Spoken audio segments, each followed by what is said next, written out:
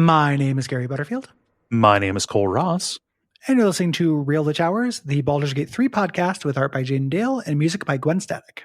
And in this episode, we fight a propaganda war and listen to an elf song, then go to church. Yeah, not necessarily in that order. Mm-hmm. No. Tell you the history of the Elfsong Tavern in Legends and Lore. Yeah. Strike the Knights of the Shield in Legends and Lore Part 2. Lots of Legends and Lore recently. Mm-hmm. Round up some recent notable gear in the Arms and Equipment Guide. Meet not just one, but two great kitties in Find Familiar. And then read one or maybe more than one of your comments in the forum. This episode, we're responding to the Emperor Romance episode where you talked about that. People had things to say about that.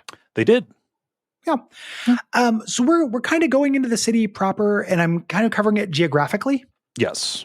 You know, just kind of doing things that are near here for now, which means there are a lot of little minor buildings as well. Yes. What's kind of worth noting, thinking about this, is that in the pre-release of this, there was some controversy about the city proper here being too small, which is wild. I don't understand it. The thing that I heard more was that there were pacing problems, but I also don't understand that. I understand it slightly more. Yeah. But still, it was because Larian said the upper city would be in the game. Mm-hmm.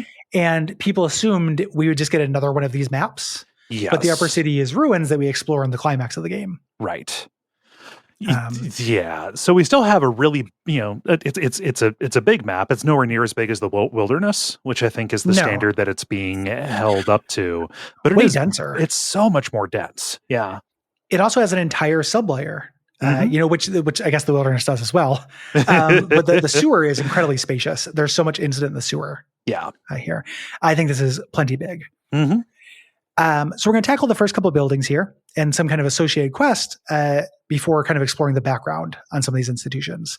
That's basically what Act 3 is going to look like, yes. I think. So there are three minor buildings I want to get out of the way first before moving on to the more interesting and quest-related buildings. And the lower city is full of these little buildings that add flavor. Yeah. There's not a whole lot to do in some of them. There's just background information. So like one of the first things you can see when you leave here, and this makes sense for it being right at the entrance of the city, is a hostel. There's Nortail's hostel here, run by Pamela Nortail. Yes. Which is a free hostel.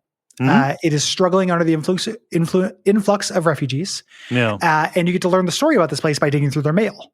Yep. Like you can everywhere. Yeah. It's sad. You walk in and some parents are like, "Why did you burn my kid's clothes?" And it's like, well, he had lice. And it's like, we can't let that happen. We have plenty of donations, But, yeah, you can find some clothes in our clothes baskets. Yes. She's looking for support from the rich people in the city, the patriarchs, to keep it afloat. Yeah. And there's a thing I couldn't find a thread for, which is interesting. If you go out on the porch, there is a pouch on the balcony with a note from someone named Scarai.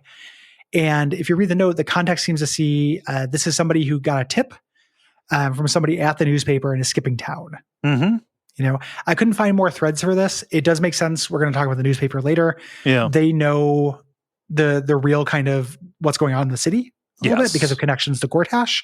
So it makes sense for somebody to maybe get a tip like, hey, get out of town for a little bit. This is going to get real ugly. Yeah. But I expected that character to show up elsewhere. This named character, I couldn't find it. Kind of a little bit of a dangling thread. Yeah. But it makes sense. Especially why this would be under-resourced, not just because of the refugee influx, but also because of the horrible political situation going on. Nobody wants to be seen supporting them. Slightly more quest relevant is the Basilisk Gate Barracks. This is a Flaming Fist outpost. Where you go in here, we get a quest hook for a cool thing we're going to do later. We find a character named Laura who's arguing with the Flaming Fist officer